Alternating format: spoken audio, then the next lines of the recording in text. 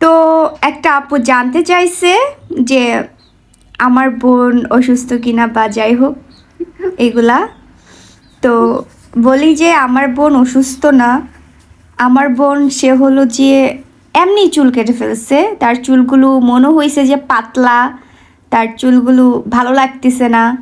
তো এর জন্য ভাবছে যে চুলগুলো ফেলে দেই, আরও নতুন করে চুল উঠবে, মানে আর একটু ভালো করে উঠবে আর কি।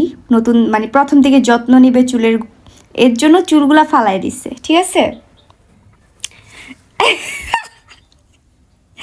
মা, একটু দেখাই দিই তো চুলগুলো যে বড় বড় হয়ে গেছে। না না না একটু করে দেখাই দিই না আপু প্লিজ না, প্লিজ, যখন এতটুকু হবে একটু করে দেখাই দিই যে তোর চুল মাশাল্লাহ কত বড় হয়ে গেছে, মানুষে না, মাশাল্লাহ বলে দিবে। না দেখাই দিই না, নজর লাগবে। নজর লাগবে না, আমি সবাইকে মাশাল্লাহ বলে দিতে বলবো। না, তুই আমার এদিকে তোর মুখটা দেখাবো না, তোর মাথাটা লই আয়, খালি মাথাটা লই আয়।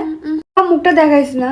মুখ দেখাবো না, তোর জাস্ট মাথাটা একটু দেখাবো। না, আপু, ভাই না। তোর মাথাটা মানুষ না। দেখতে চায় কেন জানি, তোর মাথাটা দেখলে মানুষ অনেক খুশি হয়ে যায়। তুই না আমার বোন, না, আপু, তোমরা বোন ডাকিস, ঠিক আছে ডাকিস আপু ডাকমু। যাই ডাক, একটু মাথাটা একটু দেখাই, না একটু তুই মাথাটা নোয়া, ই কর, মাথাটা দেখা খালি।